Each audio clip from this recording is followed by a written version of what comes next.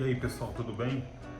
Aqui é mais um vídeo do seu canal Licitação e Gestão, trazendo mais informações, assuntos relevantes sobre esse mundo vasto e complexo das licitações e das contratações públicas. Para quem ainda não me conhece, meu nome é Frederico, sou servidor público há mais de 26 anos e estou aqui para compartilhar com você o meu conhecimento adquirido ao longo desse tempo todo. Qual vai ser o tema de hoje? Hoje nós vamos falar sobre cláusulas de ressarcimento.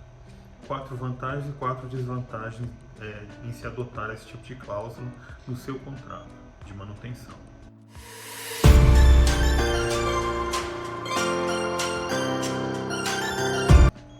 Bom, como eu falei, nós vamos tratar hoje de cláusula de ressarcimento.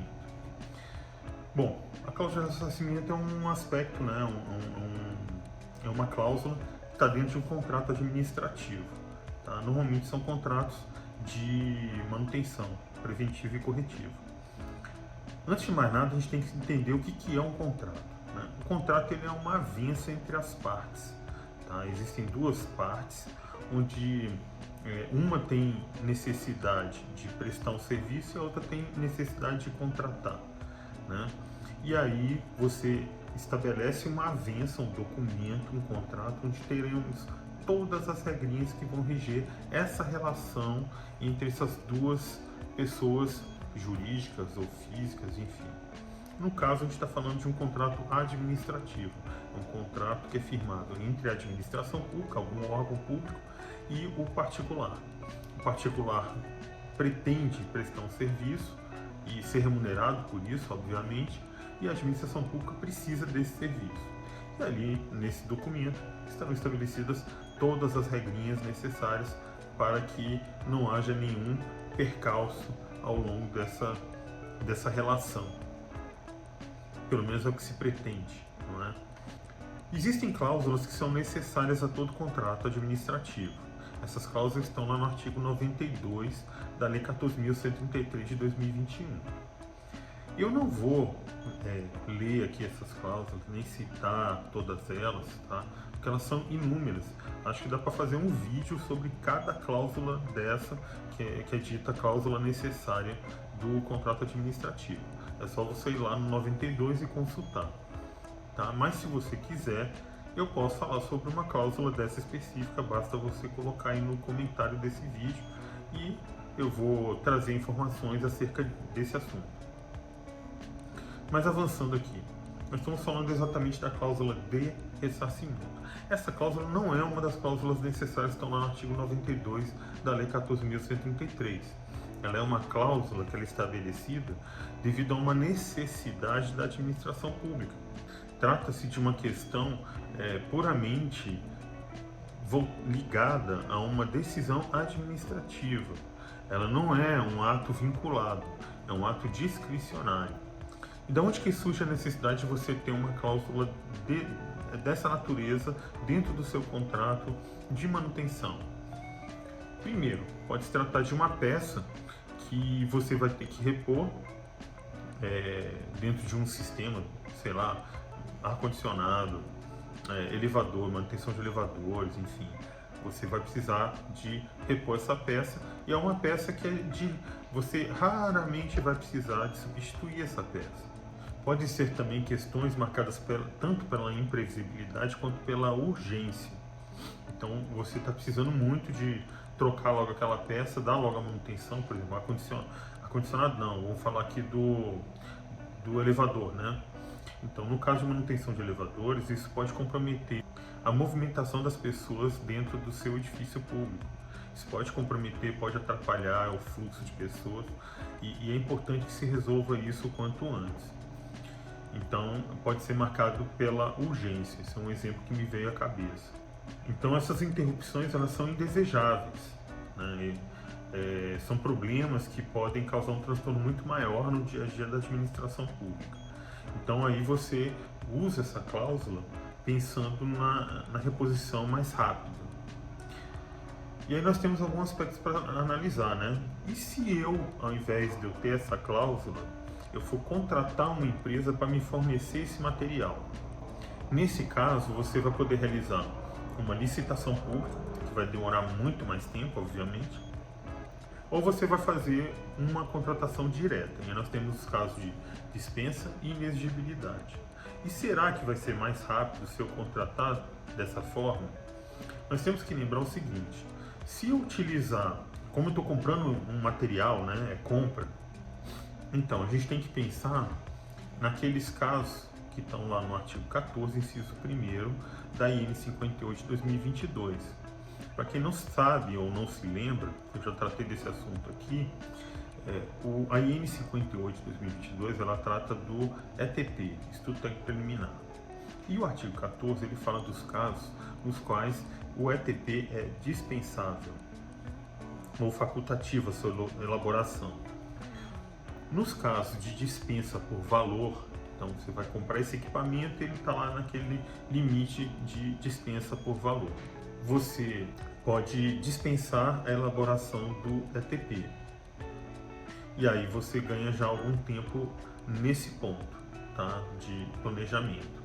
De qualquer forma, você vai ter que elaborar o termo de referência. Não caindo nesses casos de dispensa por valor, aí nós temos que pensar um pouco, né? Porque se extrapolar esse valor, né, esses valores aí que estão os limites da dispensa por valor, incisos 1º e 2º do artigo 75 da Lei 14.133, aí você parte para uma licitação. Mas existe um outro caso de dispensa que talvez seja viável, que é o caso de emergência ou calamidade pública. Ele está lá no artigo 75, inciso 7º da Lei 14.133. E aí, nesses casos, existem alguns condicionantes.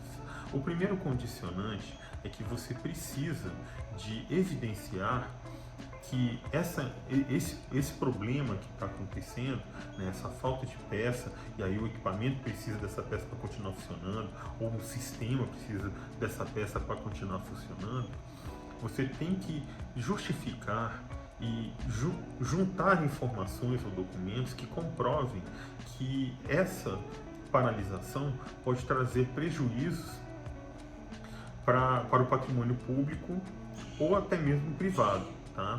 Tem que ver inclusive questões de segurança das pessoas também, de bens, tá? E vários outros requisitos. Nesse caso, você também pode dispensar a elaboração do ETP, tá lá no artigo 14 da IN 58 de 2022. Agora vamos pensar aqui, e se esse material não for possível ser adquirido no mercado, sendo vendido por mais de uma empresa, por exemplo, seja uma questão de exclusividade? Aí você vai ter que partir para uma inexigibilidade, não é mesmo? Lembrando que nesse caso, você realmente vai ter que designar uma equipe de planejamento para poder desenvolver o ETP e o mapa de risco. Mas por que isso? Porque você não está contratando serviço, lembra? Então, se você estivesse contratando serviço, você poderia escapar dessa exigência, né, lá utilizando o que está escrito no artigo 20, parágrafo 2º da IN 5 de 2017, que foi recepcionada pela IN 98 de 2022. Nesse caso não é prestação de serviço, então você obrigatoriamente vai ter que elaborar o ETP e o mapa de risco, e com isso o tempo corre contra a gente. A gente vai ter que elaborar mais uns documentos que podem ser que exijam mais um tempo de maturação do processo de contratação. Que todo o problema que a gente está conversando aqui até agora, ele está rodando em torno da questão do tempo. O tempo é o principal fator que a gente está reclamando aqui. O tempo é precioso, não é verdade? Então, como é que a gente resolve isso? E aí vem a proposta da cláusula de ressarcimento, imaginando que ela pode trazer um benefício em termos de ganho de tempo. Bom, então agora a gente entrou realmente no cerne da questão, e a partir daqui eu vou falar realmente o que eu me propus a fazer nesse vídeo, que é citar 4 vantagens e 4 desvantagens de você utilizar essa cláusula de ressarcimento. Vamos começar pela parte boa, né? Pelas vantagens. Então, a primeira vantagem, redução do tempo na hora de adquirir o material, né? O componente que está faltando, que ficou defeituoso. Então, esse é o primeiro ponto. Qual que é o segundo ponto? Você vai ganhar em economia na gestão do almoxarifado. Você não vai ter gestão de estoque.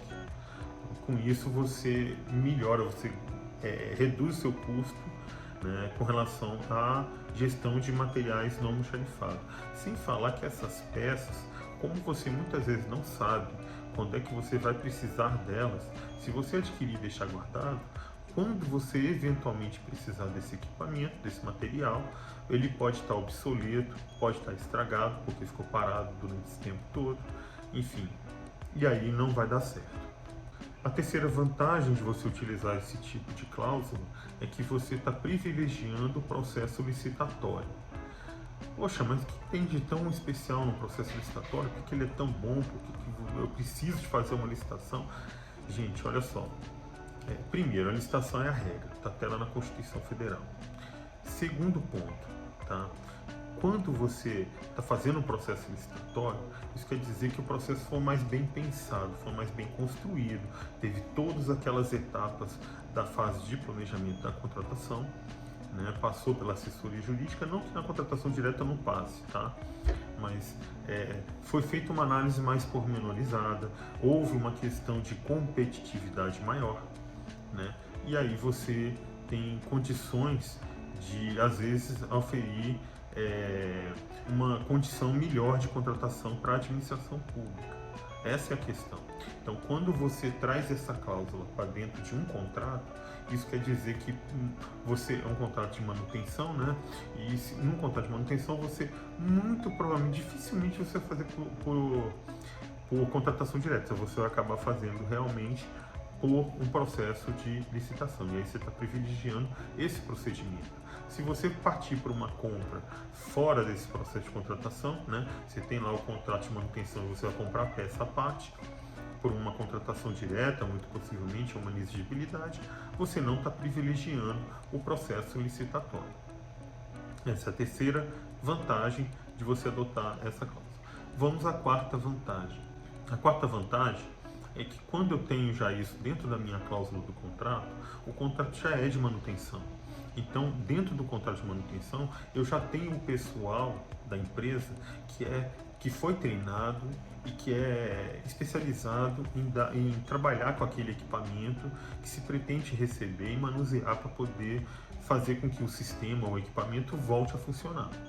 Então, eu não preciso de ter no meu quadro, que é o que normalmente acontece, né, na administração pública, eu não tenho gente capacitada para isso, e aí dentro do contrato de manutenção eu tenho gente que esteja capacitada e que saiba manusear com todo o cuidado necessário e da forma correta aquele componente ou aquele material que está chegando para a manutenção corretiva do equipamento ou do sistema.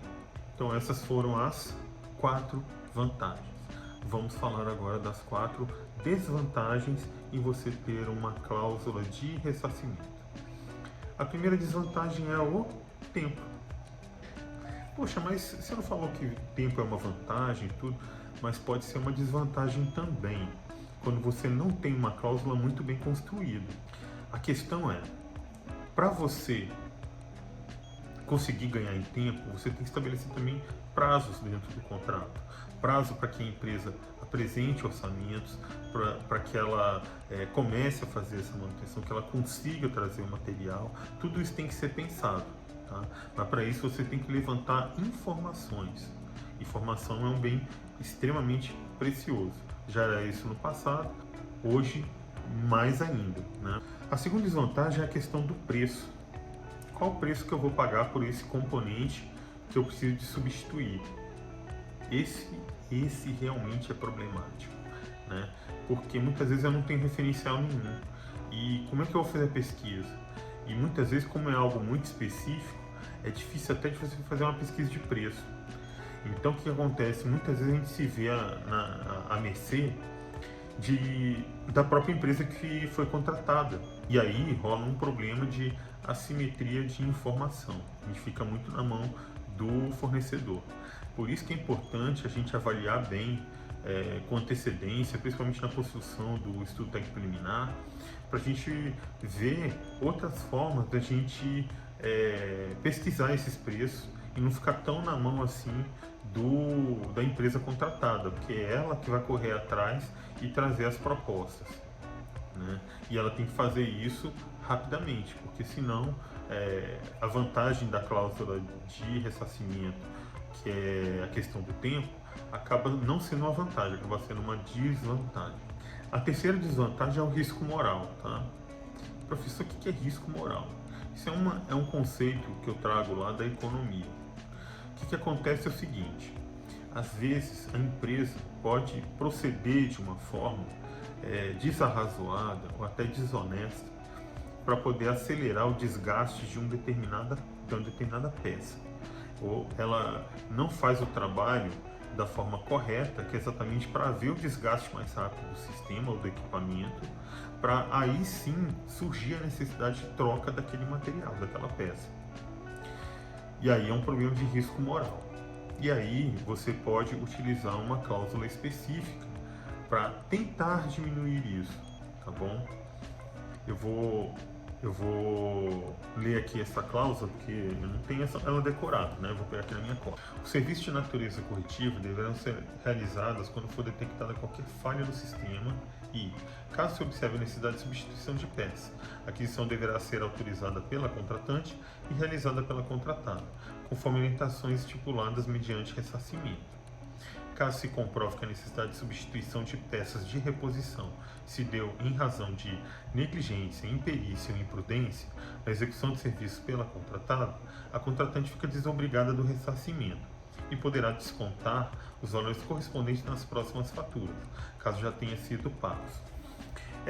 Assim, como é que funciona essa questão do risco moral, para que vocês consigam entender um pouco melhor? O primeiro ponto é o seguinte: eu, por exemplo, vou contratar um seguro de carro, né? Quando eu contrato seguro de carro, eu pago um valor, né? E se acontecer um sinistro, acontecer alguma coisa, eu tenho que pagar ainda um prêmio para poder usufruir desse serviço. Por que eu tenho que fazer isso? Para reduzir o risco moral. Que risco moral é esse? É o risco de eu, por exemplo, meu carro já não está legal mesmo, eu vou largar ele ali em qualquer lugar para roubar, e aí eu consigo um carro novo junto à seguradora. Ou eu contribuo para que haja algum tipo de prejuízo no carro, né? um dano, uma batida, alguma coisa, exatamente no ponto onde tem algum problema, para que aí sim a seguradora seja obrigada a trocar aquela peça. Quando eu penso que existe um custo adicional caso isso ocorra, eu vou pensar duas vezes antes de agir dessa forma imoral, vamos dizer assim, né? Já que a gente está falando de risco moral, então acho que o termo correto seria agir de forma imoral. Então, quando eu faço isso, quando eu tenho esse tipo de coisa, eu reduzo o risco moral. Essa cláusula aqui, ela se pretende fazer isso, tá? Não que vai resolver, mas talvez ela reduza o risco moral. É muito difícil a gente avaliar, principalmente se a gente não tem gente capacitada, especializada nesse tipo de manutenção dentro do órgão. E a última desvantagem também está relacionada com o risco moral, que é o risco da empresa adquirir peças e componentes de qualidade inferior, que aí também vai durar menos tempo, e aí daqui a pouco vai ter que trocar de novo, e ela pode fazer inclusive um acordo com o fornecedor daquele material para tirar um percentual ali, né, e ter um ganho direto, de forma, como é que se diz? Imoral, né? Vamos usar o termo aqui, vamos continuar com o termo imoral. Então, essas são as desvantagens de você ter uma cláusula de ressarcimento. E aí tem alguns aspectos que tem que ser pensados aqui. A questão das propostas, né? É bom ter uma cláusula exigindo que a empresa que foi contratada apresente um mínimo de 3 propostas para fornecimento daquela peça, né, daquele componente, para a gente poder avaliar quanto que a gente vai gastar, quanto que a administração vai ter que custear. Também é importante estabelecer, né, se for o caso, que esse valor seja baseado na menor das 3 propostas, para tentar pelo menos reduzir esse custo aí e o risco moral, né, da empresa ficar procurando orçamentos inflados. Então a gente já parte para menor orçamento. Não que vai fazer muito efeito, né? Mas a gente costuma utilizar uma cláusula dessa forma. Se houver apenas uma empresa fornecedora, nesse caso, aí eu estou falando da cláusula de ressarcimento. Não estou falando de partir para o mercado para fazer uma inexigibilidade de licitação. Então eu tenho a cláusula no contrato, mas o fornecedor da peça ele é exclusivo.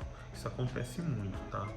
Nesse caso, tem que ser fornecido, é interessante ter uma cláusula exigindo que tem que ser fornecido uma carta de exclusividade desse fabricante para comprovar isso. Também é juntada de notas fiscais desse fabricante para a gente poder aferir se aquele preço lá é o mesmo preço que ele já pratica no mercado usualmente, né? Porque assim, no caso de inexigibilidade, é dessa forma que a gente consegue comprovar, de certa forma, se aquele preço é vantajoso ou não. Se aquele preço é um referencial que dá para a gente seguir, tá? Porque só ele que fornece, né? Não dá para a gente procurar junto a outros fornecedores. Então a gente faz dessa forma para pelo menos garantir que ele está fazendo o mesmo preço que ele já pratica usualmente no mercado. Além de utilizar o menor preço feito nessa pesquisa, com no mínimo 3 propostas, aceitar que seja calculado um BDI em cima disso. Por quê? Porque nós temos um problema, inclusive, de tributação, tá, gente? E a empresa contratada, se ela for emitir uma nota fiscal em cima disso, tá, ela vai ter que pagar tributo.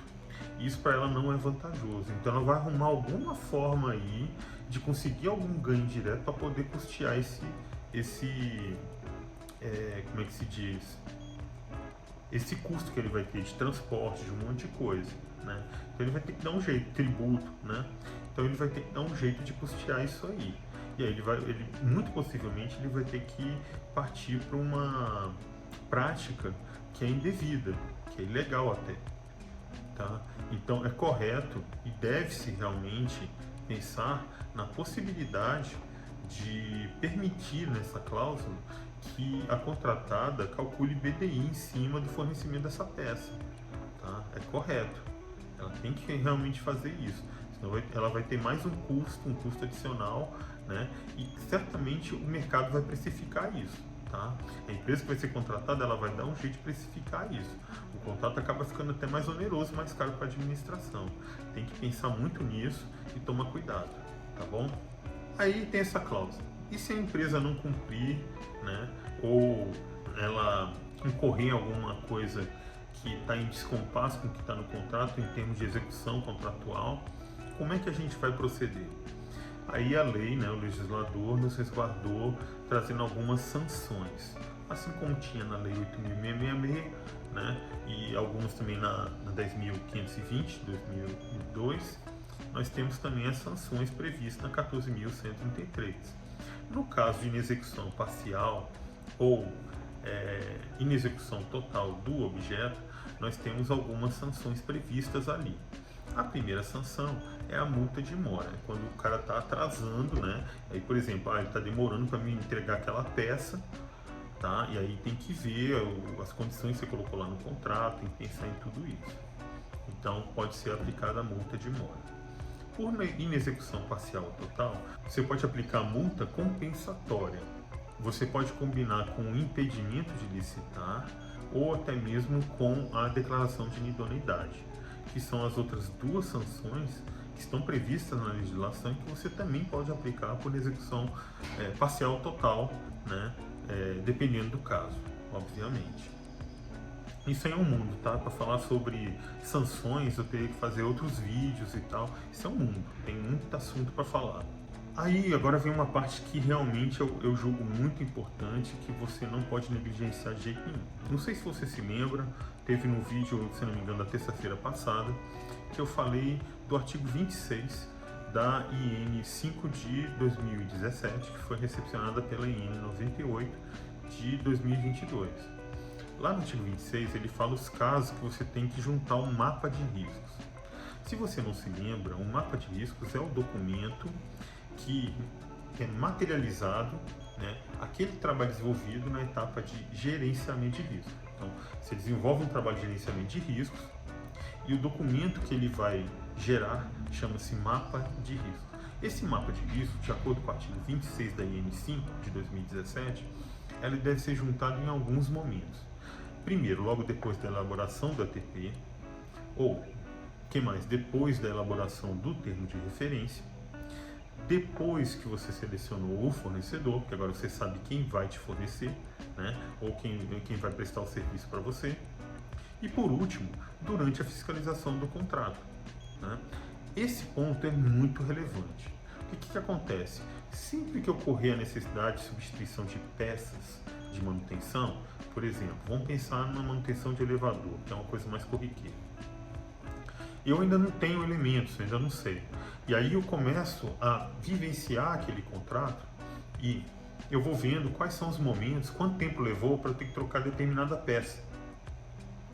E a partir daquela troca, quanto tempo que levou para a próxima troca. Além disso, eu também vou ter outro tipo de informação, eu vou saber o preço daquela peça. Como é que ocorreu a aquisição, em que circunstâncias. Com base nisso, eu vou ter muito mais informações para quê? Para quando esse contrato acabar e eu tiver que fazer uma nova licitação, claro que não vou esperar ele acabar, né? Eu começo a andar com a licitação antes, para quando ele estiver acabando eu já entrar com a nova contratada. É assim que funciona, ou pelo menos deveria funcionar, não é verdade? Para você não ter que fazer uma prorrogação excepcional. Com esses elementos, você na hora de elaborar o próximo ETP, você consegue pensar melhor em termos de custo e de peças, o que você precisa dentro do seu contrato de manutenção. Então você vai conseguir, digamos assim, vamos usar um termo aqui meu, calibrar o teu contrato melhor, que ele vai ser mais interessante, não só para a administração pública, que vai incorrer em menos custos, né, como também para o fornecedor, que ele vai ter menos risco. Ele tendo mais informação, ele vai conseguir trabalhar melhor. Isso gera o que? Eficiência, entendeu? Esse é o real planejamento. Essa é a verdadeira gestão de riscos que a gente tem que trabalhar, entendeu? E aí, a cada contratação que você vai fazendo, né, você vai gerando melhoria contínua, tá? Isso aí é um processo que foi pensado pelo Deming lá muitos anos atrás, se eu não me engano, na década de 50. Tá? E aqui é uma proposta que eu trago para você pensar e melhorar seus processos e ganhar em eficiência e homenagear esses princípios todos que estão lá no artigo 5º da Lei 14.133 de 2021. Beleza? Espero que você tenha gostado desse bate-papo. Se você realmente gostou, deixe o seu like aí, compartilhe a informação, faça com que esses dados, essas informações todas cheguem na mão de outras pessoas, né, que trabalham com isso e que possa ajudá-las, tá? Fiquem todos com Deus, um grande abraço e vamos até o próximo vídeo, tá bom? Tchau!